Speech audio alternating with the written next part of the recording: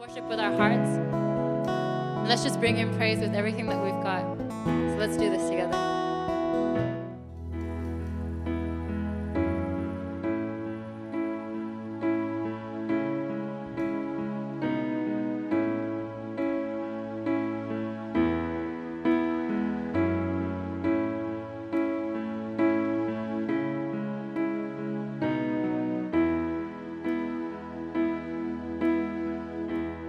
Take the bread of life, broken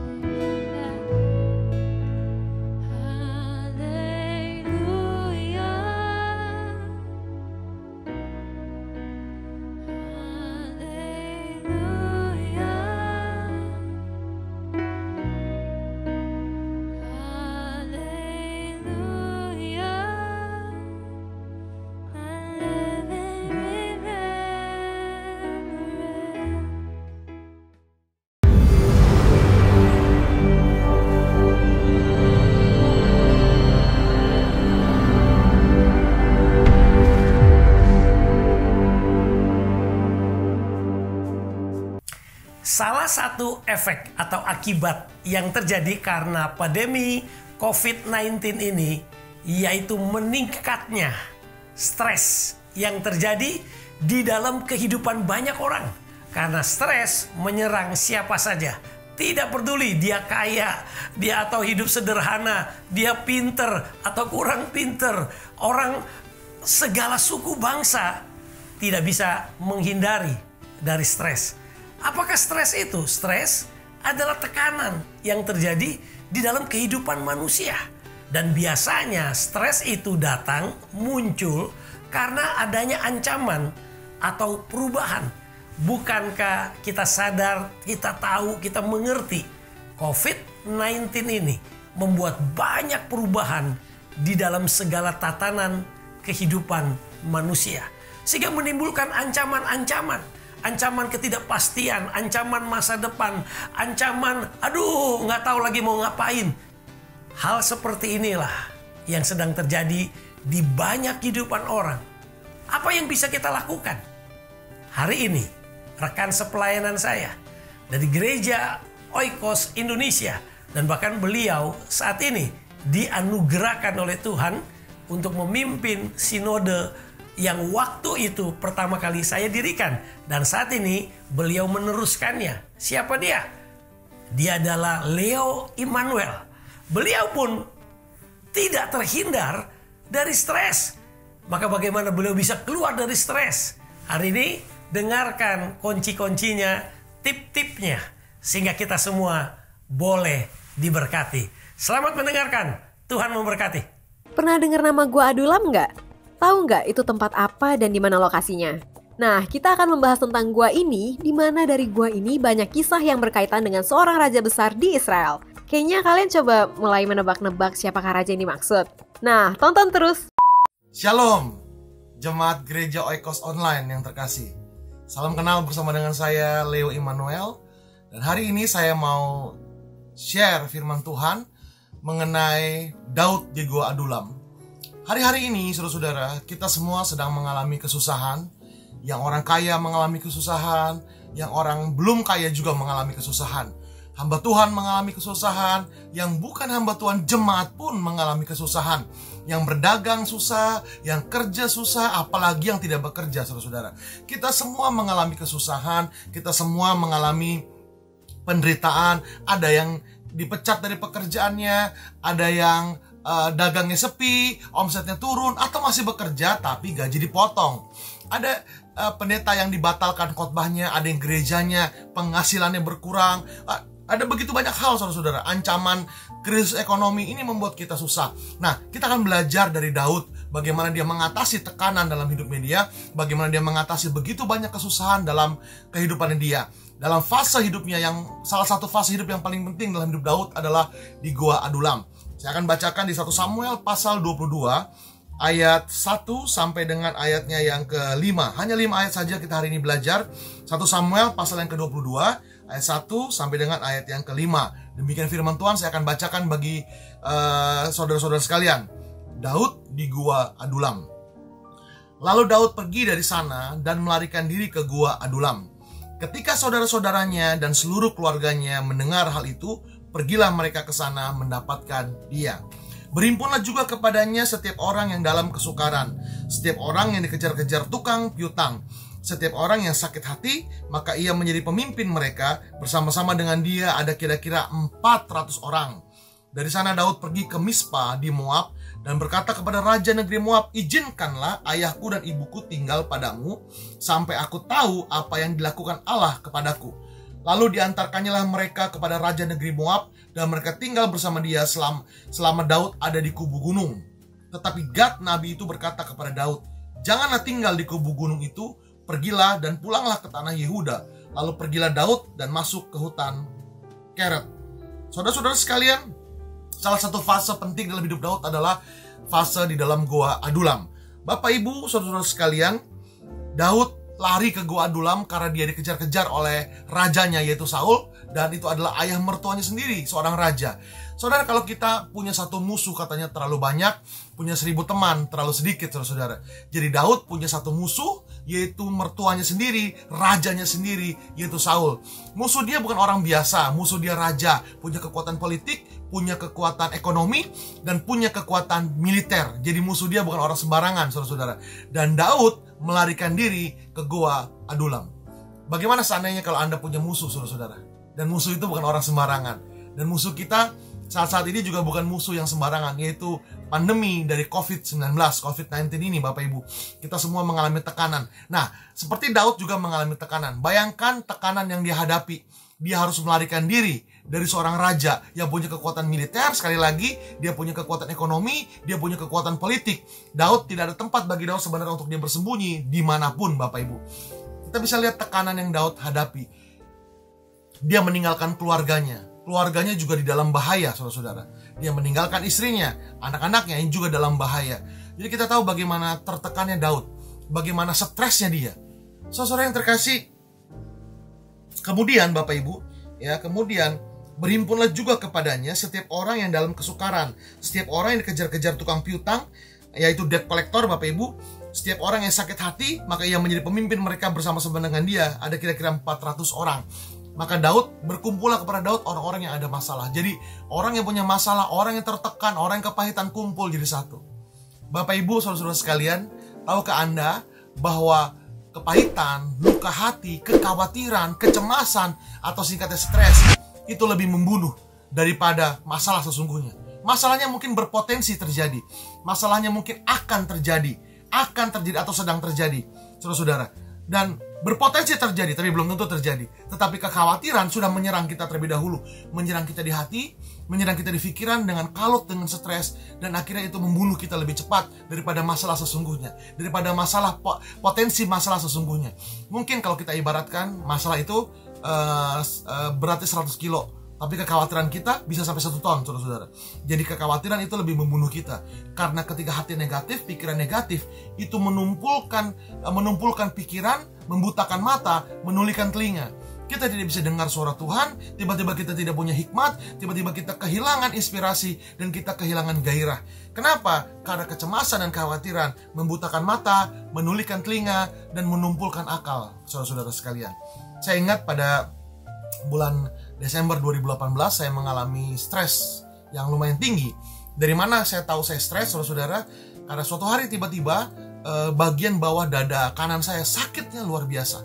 Sakitnya luar biasa, saudara-saudara. Saya minum painkiller, sekali minum sampai mungkin 1000 mili sampai 1500 mili, jadi 3 butir, bahkan 4 butir dalam waktu berdekatan saya minum, tapi itu tidak menghilangkan rasa sakit.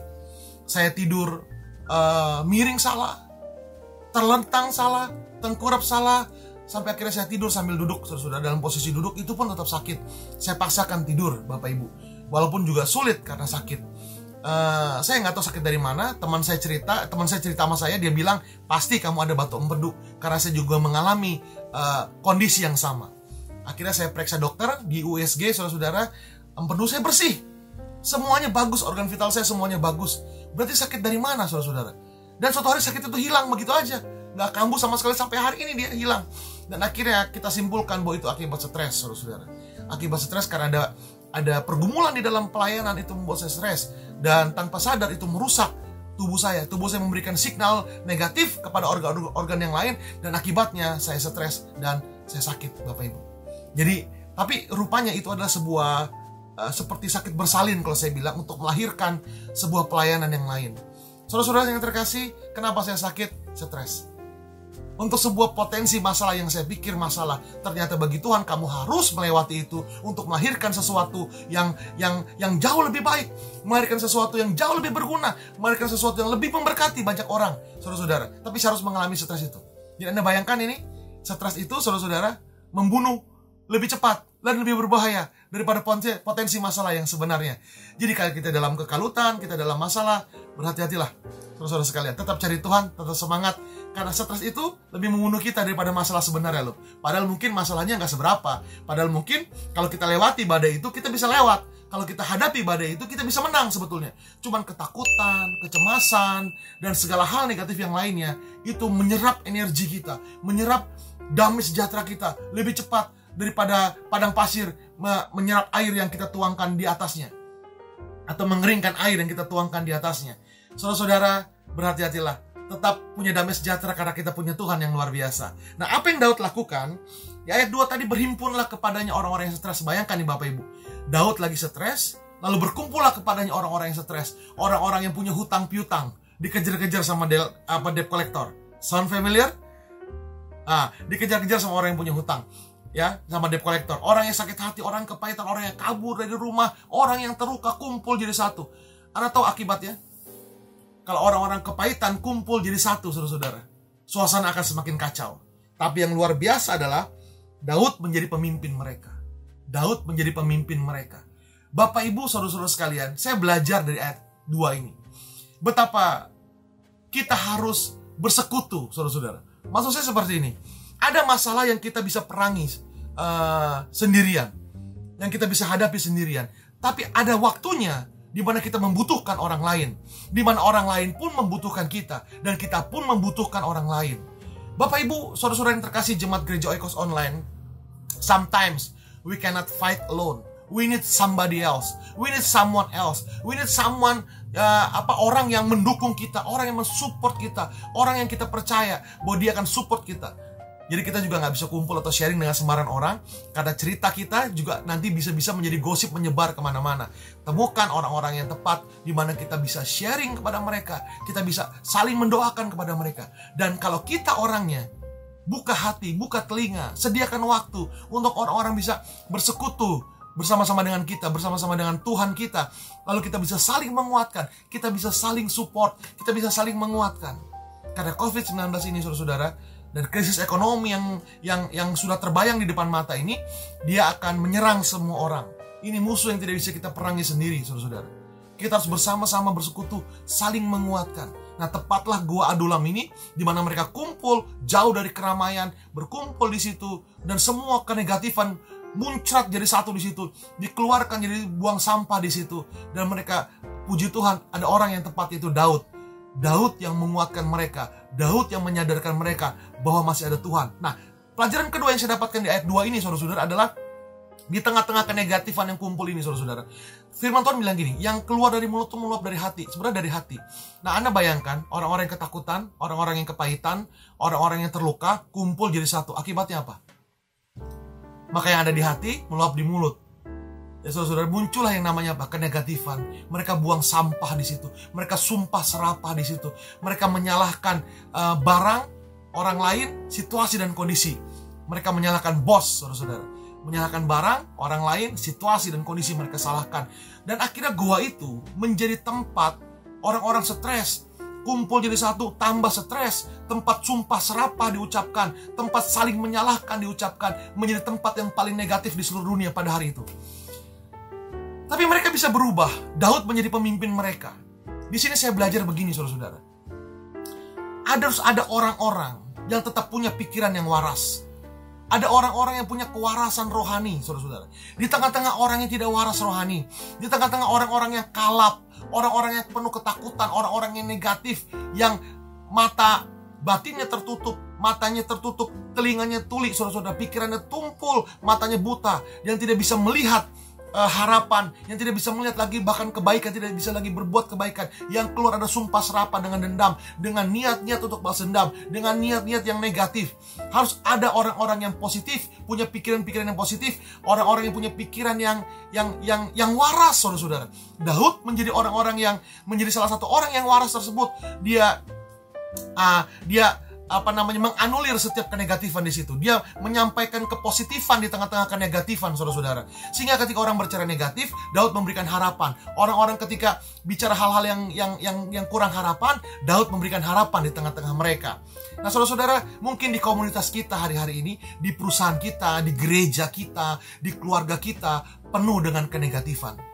Penuh dengan orang-orang yang cerita kepada kita karena dengan kegagalan-kegagalan mereka, dengan kesusahan-kesusahan mereka, dengan kebimbangan-kebimbangan mereka, dengan kepahitan mereka. Mungkin ada yang tertipu, mungkin ada yang duitnya masuk ke satu investasi, ternyata investasinya bodong, saudara-saudara. Kehilangan duit sedemikian rupa, yang dia stres, omongannya juga stres. Kadang-kadang mulutnya penuh dengan kenegatifan, penuh dengan kepesimisan, saudara-saudara. Dan diperlukan orang-orang yang tetap waras secara rohani, secara pemikiran, untuk menyampaikan kabar baik kepada mereka, untuk tetap menguatkan mereka, untuk tetap berkata, "Hei, tunggu. Ada Tuhan yang menolong kita. Ada Tuhan senantiasa menyertai kita. Kalau kita ada sampai hari ini di tengah-tengah kesusahan kita, itu karena Tuhan yang memberkati kita." Saudara-saudara, di tengah-tengah keluarga yang sedang negatif, di tengah-tengah komunitas yang sedang negatif, perusahaan yang negatif, teman-teman dagang yang negatif, rekan-rekan bisnis yang negatif, karena memang semua sedang negatif, kita harus menjadi saksi Tuhan dan menjadi terang Tuhan. Ini adalah kesempatan yang Tuhan buka untuk kita bersinar terang, karena terang lilin yang sangat kecil, saudara, akan bersinar terang di tengah-tengah kegelapan. Bukan berarti kita tidak punya masalah, bukan berarti kita tidak juga stres, tapi kita menjaga kebugaran rohani kita. Kita menjaga pikiran yang waras, pikiran rohani yang waras, yang disebut sebagai kewarasan rohani, yang tetap bisa memberikan pengharapan. Sehingga orang ketemu kita, dia jadi gagal bunuh diri, saudara-saudara. Karena dia menemukan harapan. Orang yang datang kalut, pulang dari rumah kita, dia terinspirasi setelah ketemu sama kita. Karena kita orang yang inspirasional, saudara-saudara terkasih. Ya kan? Jadi tetap ada harus orang-orang yang menjadi inspirasi bagi orang-orang lain, Bapak Ibu. Nah, bagaimana Daud bisa seperti itu? Saudara-saudara, bisa tetap menjaga kewarasan rohaninya? Maka di dalam Gua Adulam ini Daud menulis 2 mazmur, saudara-saudara. 2 mazmur. Yang pertama itu ada di mazmurnya yang ke-57.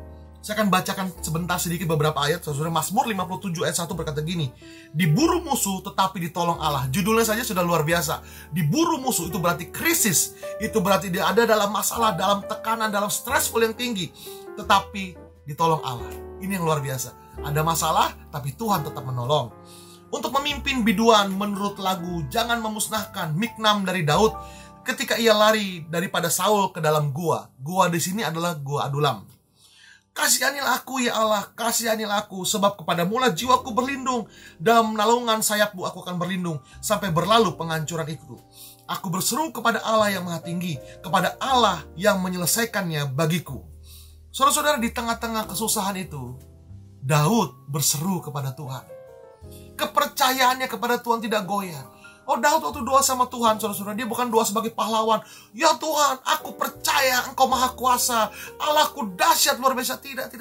Daud nggak doa begitu. Dia datang sebagai orang stres. Dia datang, Tuhan, aku ini mau dibunuh musuh. Tuhan, tapi aku berlindung kepada naungan sayapmu. Aku percaya kepada Engkau. Doa Daud bukan doa orang munafik yang lemah tapi pura-pura kuat.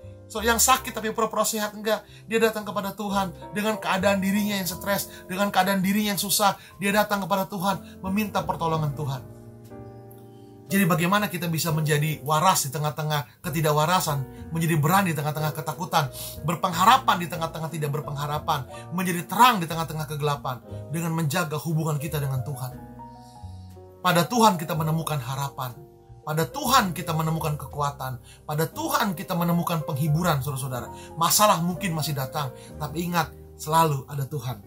Lalu di ayat berikutnya, Daud menulis di mazmurnya yang ke-142, ayat 1 dikatakan gini, nyanyian pengajaran Daud. Perhatikan, nah judulnya nyanyian pengajaran. Berarti dia sudah dapat hikmat, lalu diajarkan. Ini penting sekali.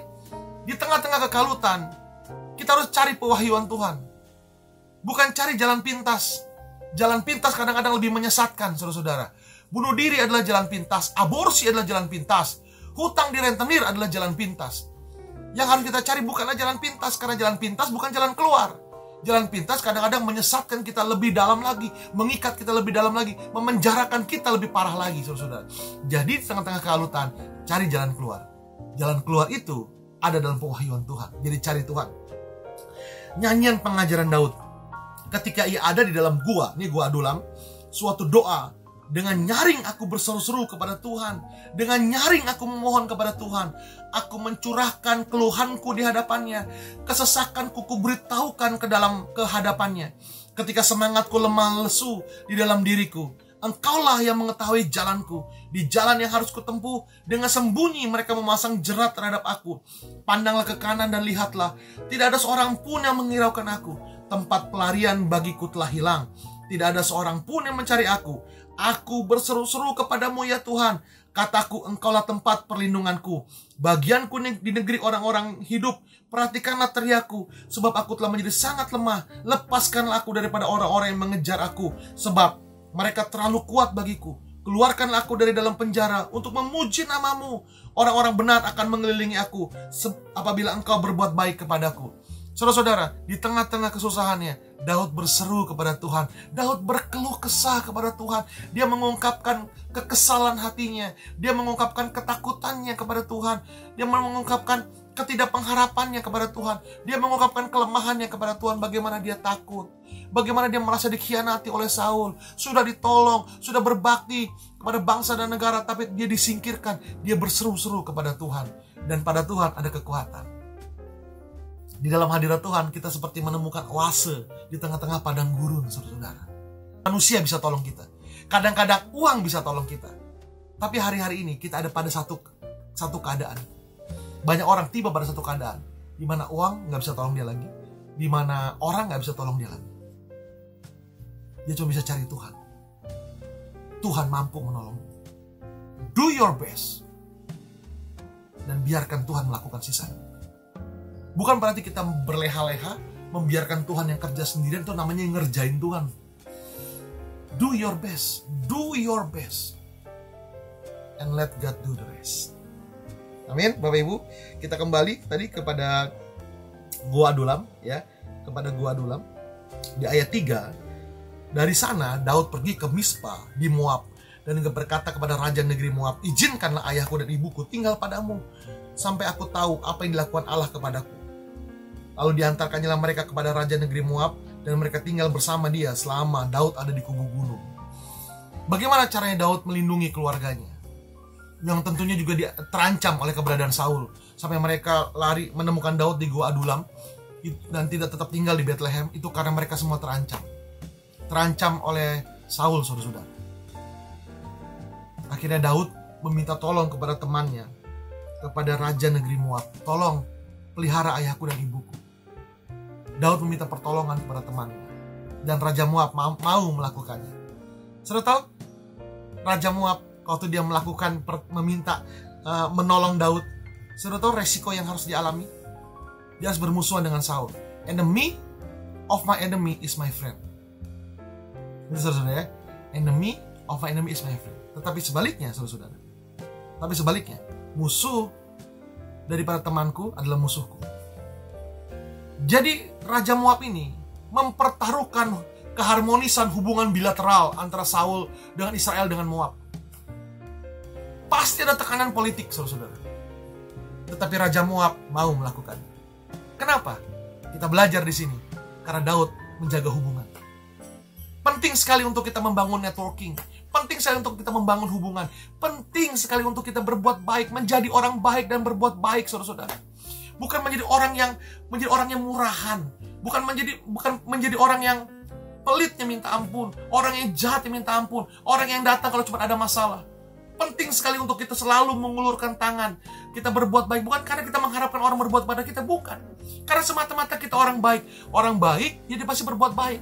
Karena pada waktunya kita akan menuai kebaikan. Karena kita akan menuai apa yang kita taburkan. Kalau kita menabur benih jagung, gak akan tumbuh mangga, saudara-saudara. Akan tumbuh jagung juga.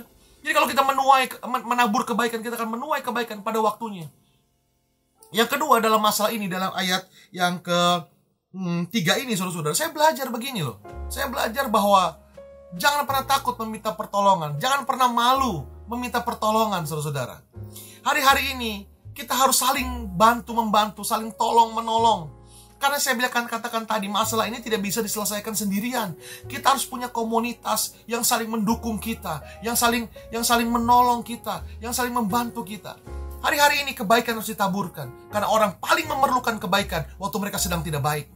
Dan jadilah orang yang tangannya selalu di atas yang memberi, bukan yang ada di bawah senantiasa. Tangan di atas memberi. Saudara, bagaimana caranya kita menolong? Saudara tahu dalam masa-masa pandemi seperti ini, ketika ekonomi juga sulit, Tiba-tiba semua orang bisa menjadi businessman. Tiba-tiba semua orang menjadi pedagang, saudara-saudara. Mereka memanfaatkan Instagram, memanfaatkan Facebook, mereka memanfaatkan WhatsApp, dan mereka jualan di sana. Makanan, bahkan orang yang tidak punya barang pun mereka bisa jualan dengan cara menjadi reseller. Apa yang harus kita lakukan untuk menolong seperti itu? Beli barang-barang kita butuhkan dari teman-teman kita. Dan jangan ditawar, saudara-saudara. Jangan dimusuhi ketika teman kita jualan. Saya pernah ada di satu grup WA, dan ada teman yang jualan, dan ada satu teman lagi yang komplain ketika waktu dia jualan. Saya sebagai salah satu senior di grup itu, saya berkata bahwa izinkanlah teman kamu dagang. Karena kamu nggak tahu ekonominya dia. Dia dagang, mungkin karena dia sedih susah. Kalau nggak susah seperti dia, nggak mungkin dagang. Saya teladankan dengan membeli produknya dia, yaitu berupa makanan. Saya beli makanan itu, dan dia kirimkan pagi-pagi ke rumah, karena memang dekat rumah, dia kirimkan ke rumah. Kami nikmati makanan yang dia bikin. Saudara, jangan tegur teman-teman yang dagang saat ini, karena mereka membutuhkan itu, dan Anda pun membutuhkan barang-barang mereka. Usahakan beli dan jangan menawar barang-barang yang memang kita butuhkan dari teman-teman kita. Teman-teman yang kita kenal, apakah teman gereja, teman sepedaan, teman kita yang memang lagi susah dan kita butuh barangnya, beli dari mereka. Dan jangan ditawar. Beda-beda sedikit mah nggak apa-apa, saudara-saudara. Beda-beda nggak banyak mah nggak apa-apa. Namanya nolong teman, Bapak Ibu. Kita harus saling tolong-menolong hari-hari ini. Meminta bantuan dan memberi bantuan. Karena pada gilirannya pun kita memberi bantuan. Jadi nggak apa-apa. Menurut saya nggak apa-apa banjiri grup kita dengan dagangan-dagangan yang memang kita dagangkan. Kalau ada orang kita butuh makanan, kita beli dari teman kita. Gilirannya kalau kita punya barang yang lain, dia beli sama kita. Bukankah itu saling tolong-menolong, saudara-saudara? Bukankah itu saling melakukan barang teman kita? Kita spend money, buang uang, kita belanja uang kepada teman kita. Itu menolong dia, dan pada gilirannya dia pun beli sama kita, itu juga menolong kita. Jadi, bagaimana kita bisa menang? Saling menolong, saling menguatkan, saling membantu. Nah, bagian terakhir, saudara, bagian ayat 5 dikatakan ini. Tapi Gad, Nabi itu berkata kepada Daud, janganlah tinggal di kubu gunung itu, pergilah dan pulanglah ke tanah Yehuda. Lalu pergilah Daud dan masuk ke hutan Kerat. Saudara-saudara, di tengah-tengah kesusahan, kadang-kadang kita bertanya, Tuhan ada di mana sih? Kenapa Tuhan gak tolong saya sih? Padahal, saudara-saudara, Tuhan bekerja, Tuhan menolong. Saudara tahu, di tengah-tengah kesusahan gini, Tuhan berbicara melalui Nabi Gad, berbicara kepada Daud, memberitahu dia, jangan ngumpet di situ terus, ayo pergi. Dan Daud pindah dari Gua Adulam, pindah ke Kerat, saudara-saudara. Pindah ke Kerat. Pindah ke hutan Kerat. Itu kan pertolongan Tuhan, Bapak Ibu. Jadi jangan pernah katakan Tuhan di mana dan Tuhan gak tolong saya. Kadang-kadang dalam kesusahan itu yang tadi saya bilang, mata kita buta, telinga kita tuli, pikiran kita tumpul, sampai kita tidak bisa melihat kebaikan Tuhan. Berapa bulan lalu saya didiagnosa kena COVID-19. Walaupun akhirnya saya diswab 2 kali dan itu negatif. Saya berdua sama istri, kami diisolasi di satu kamar. Hanya 3 meter, 3 kali 3 meter kurang lebih kami diisolasi di kamar itu, gak kemana-mana sama hampir 2-3 bulan. Apa yang terjadi? Saya stres. Saudara-saudara, istri saya stres juga, kami sama-sama sedih. Kenapa, saudara-saudara? Karena kita nggak bisa masak, istri saya nggak bisa masak, gimana ngasih makan anak-anak dan lain sebagainya. Ada begitu banyak pertimbangan-pertimbangan, pikiran-pikiran, saudara-saudara. Tapi tahukah, justru pada masa-masa itulah Tuhan menunjukkan penyertaannya yang luar biasa kepada kami. Kami mengalami mujizat-mujizat besar, kami mengalami mujizat-mujizat yang kecil, saudara-saudara. Setiap hari ada orang kirim makanan, kirim beras, kirim vitamin. Setiap hari, saudara-saudara, sampai kita terpesona, kita berdua ngomong, saya sama istri bilang, tetap ada pertolongan Tuhan ya, Tuhan tetap pelihara kita ya, luar biasa ya. Saudara-saudara, saya sangat melihat pertolongan Tuhan. Jadi di tengah-tengah saya terkapar itu, saudara-saudara, demam, batuk parah, saya melihat Tuhan tetap menolong loh. Tuhan gak pernah meninggalkan saya loh, saudara-saudara. Meskipun pakai hal kecil, saya cuma perlu buka hati, buka mata, buka telinga loh, untuk melihat bagaimana Tuhan menolong. Jadi jangan pernah katakan kalau Anda susah, jangan pernah katakan Tuhan nggak di mana, nggak tolong saya. Kalau Anda masih bisa bernafas hari ini, itu karena Tuhan menolong, Tuhan menyertai. Kalau anak istri Anda bisa makan di tengah-tengah kesusahan, itu pertolongan Tuhan. Bapak Ibu, kemarin saya berjumpa dengan seorang suami yang sedih dan stres karena istrinya sakit selama beberapa waktu ini. Saya cuma bisa katakan, kamu tahu nggak, Tuhan tetap tolong kamu. Di tengah-tengah kesakitan ini, kamu masih bisa, istri kamu masih bisa masuk rumah sakit dan nginep di VIP. Banyak orang yang sakit nggak bisa diobati. kami udah di rumah sakit masih bisa makan, kita pesan makanan online, kita masih bisa makan berempat, kita berfellowship, makan, saudara-saudara. Itu pertolongan Tuhan, berkat Tuhan. Jadi kadang-kadang kita terlalu fokus sama masalah sampai kita tidak fokus menolong Tuhan. Ini uniknya. Daud ketika ada masalah dia fokus sama Tuhan, tapi seringkali saya dan mungkin juga Anda fokus kepada masalah. Harusnya fokus sama Tuhan, saudara-saudara. Jadi Tuhan tetap menolong loh ternyata.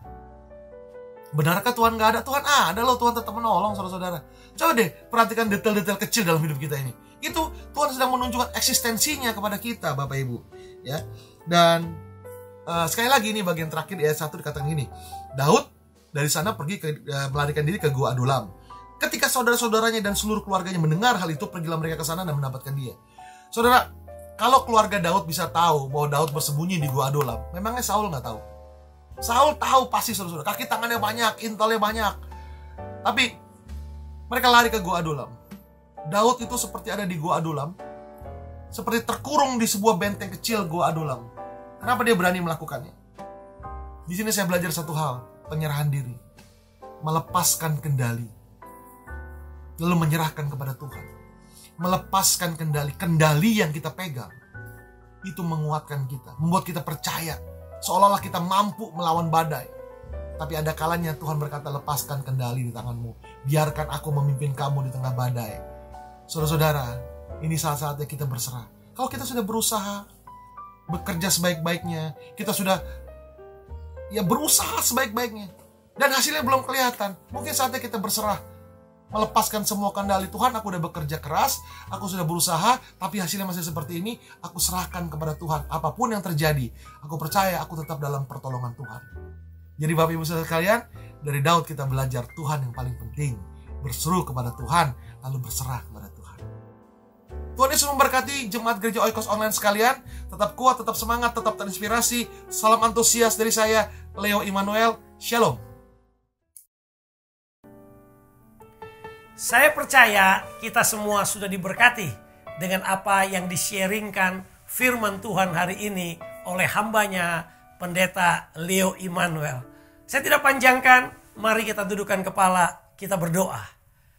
Bapa di surga, terima kasih hari ini kami boleh mendengar firman-Mu yang memberi jalan keluar, kelegaan, kelepasan, khususnya kepada setiap kami yang sedang mengalami tekanan hidup. Tidak ada cara lain kecuali mendekat kepada Tuhan. Karena kami tahu Tuhan adalah sumber damai sejahtera. Tuhan sumber ketenangan. Barang siapa dan siapapun yang dekat kepada Tuhan, maka damai sejahtera, sukacita, kedamaian itu akan mengalir. Bapak, lihat setiap kami yang saat ini membutuhkan jamahan-Mu. Tolong, maka kami percaya dalam nama di atas segala nama, yaitu nama Tuhan Yesus Kristus, selalu ada kemenangan, selalu ada jalan keluar. Terima kasih, dalam nama Tuhan Yesus Kristus, hamba berdoa. Saya Daniel Ong dari Gereja Oikos Online Australia. Tuhan Yesus memberkati.